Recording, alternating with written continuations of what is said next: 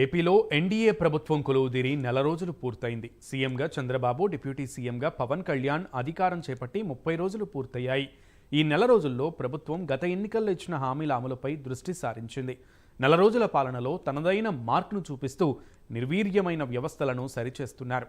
ప్రభుత్వమే లేదు అనే పరిస్థితిని మార్చి ప్రజల్లో నమ్మకాన్ని కలిగిస్తున్నారు. ఒకవైపు చంద్రబాబు అనుభవం, మరోవైపు పవన్ దూకుడుతో వ్యవస్థలను గాడిన పెడుతున్నారు.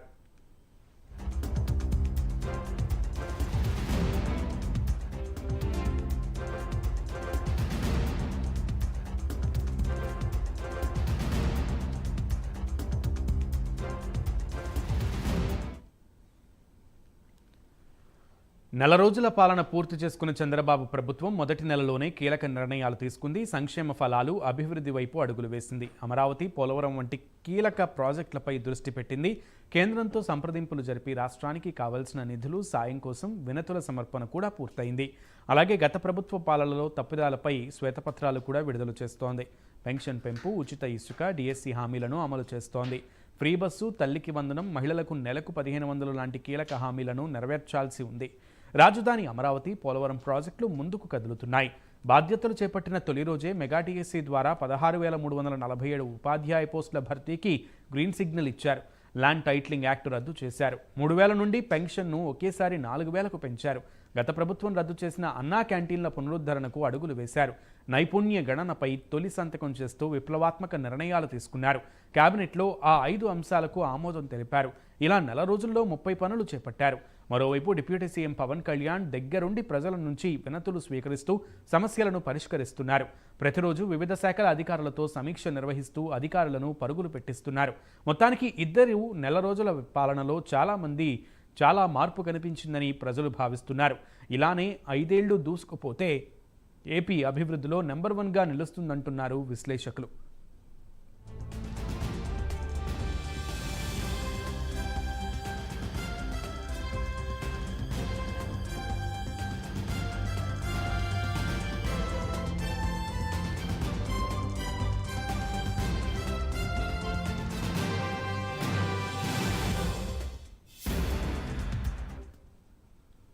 ఏపీలో ఎన్డీఏ సర్కార్ నెల రోజుల పాలనపై మరింత సమాచారాన్ని మా ఏపీ బ్యూరో చీఫ్ రాజు అందిస్తారు.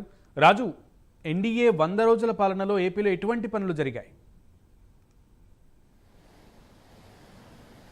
రైట్ సునీల్, మొత్తం మీద ఆంధ్రప్రదేశ్ ప్రభుత్వం ఏర్పడినటువంటి నేపథ్యంలో ఎన్డీఏ కూటమి రాష్ట్రంలో అటు అభివృద్ధి, సంక్షేమ విషయంలో పరుగులు పెట్టిస్తూ ఉన్నటువంటి పరిస్థితి మనం చూసాం. గడిచినటువంటి 30 రోజుల్లో కూడా అనేక కీలకమైనటువంటి అంశాలకు సంబంధించి ఎన్డీఏ కూటమికి సంబంధించినటువంటి ప్రభుత్వం తీసుకున్నటువంటి నిర్ణయాలు కావచ్చు, ముఖ్యమంత్రిగా చంద్రబాబు నాయుడు అలాగే డిప్యూటీ ముఖ్యమంత్రిగా పవన్ కళ్యాణ్ ఇద్దరు కూడా పాలన మీద ఫోకస్ పెట్టినటువంటి పరిస్థితి. ఎప్పటికప్పుడు ప్రజా సమస్యలను పరిష్కరించడమే కాకుండా ఇచ్చినటువంటి హామీల అమలుకు ఉన్నటువంటి అనేక అంశాల పట్ల ఎప్పటికప్పుడు జాగరూకతతోటి ముందుకు వెళ్తూ ఉన్నటువంటి పరిస్థితి మనం చూస్తూ ఉన్నాం. అయితే ఈ 30 రోజుల్లో కూడా 30 కార్యక్రమాలను చేశారు. ఎప్పటి నుంచో అపరిష్కృతంగా ఉన్నటువంటి సమస్యల పరిష్కారం దిశగా ప్రస్తుతానికి ప్రభుత్వం అడుగులు ముందుకు వేసినటువంటి సిచ్యువేషన్ కనిపిస్తుంది. ఎస్పెషల్లీ ఇందులో డిఎస్సికి సంబంధించి దాదాపు 16,347 టీచర్ పోస్టుల భర్తీకి సంబంధించి సంతకం చేయడం కావచ్చు, అంతేకాకుండా స్కిల్ సెన్సర్కి సంబంధించినటువంటి అంశం మీద సంతకం చేయడం కావచ్చు. సో వీటితో పాటు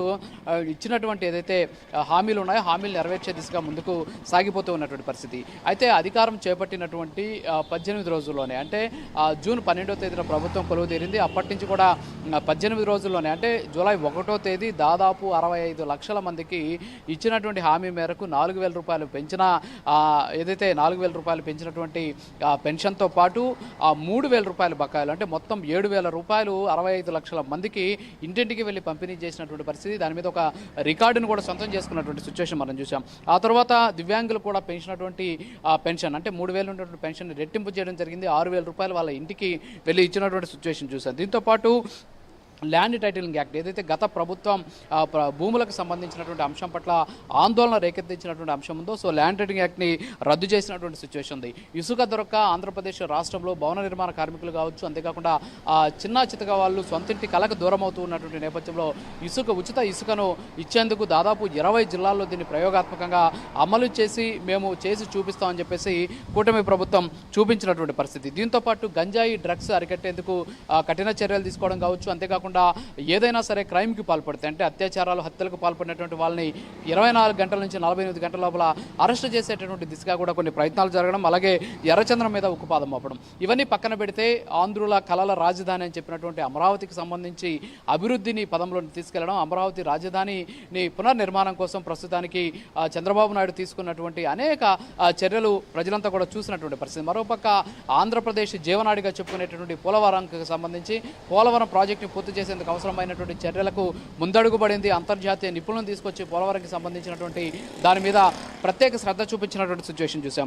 దీంతో పాటు జగన్ బొమ్మ ఉన్నటువంటి పాస్ పుస్తకాలను పక్కన పెట్టి ఆ స్థానంలో ఆంధ్రప్రదేశ్ రాష్ట్ర చిహ్నమైనటువంటి రాజముద్రతోటి వాళ్ళకి పాస్ పుస్తకాలు పంపిణీ చేసేటువంటి కార్యక్రమానికి ఆంధ్రప్రదేశ్ ప్రభుత్వం శ్రీకారం చుట్టింది. మరోపక్క భోగాపురం ఎయిర్పోర్ట్కి సంబంధించినటువంటి అంశం కావచ్చు, అంతేకాకుండా అనేక అంశాలకు సంబంధించి దాదాపు 30కి సంబంధించినటువంటి అంశాలతో పాటు ఎస్పెషల్లీ 10 ఏళ్లుగా అపరిష్కృతంగా ఉన్నటువంటి విభజన సమస్యల పరిష్కారం దిశగా కూడా ఆంధ్రప్రదేశ్ ప్రభుత్వం చర్యలు తీసుకున్నటువంటి పరిస్థితి. ఎందుకంటే తెలంగాణ ముఖ్యమంత్రితోటి సమావేశమై తెలంగాణ ముఖ్యమంత్రి సమావేశమైనటువంటి నేపథ్యంలో 10 ఏళ్లుగా అమలుకు నోచుకొని, అంతేకాకుండా సమస్యల పరిష్కారానికి నోచుకొని అనేక సమస్యలకు సంబంధించినటువంటి తొలి అడుగు కూడా వేసినటువంటి పరిస్థితి.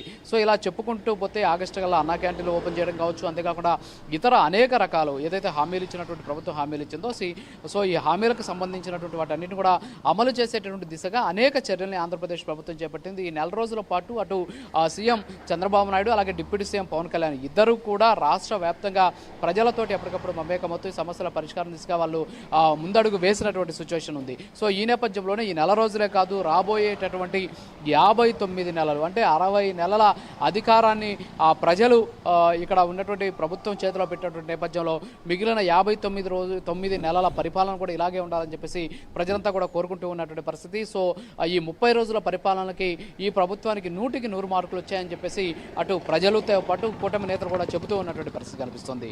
సునీల్. రైట్ రాజు.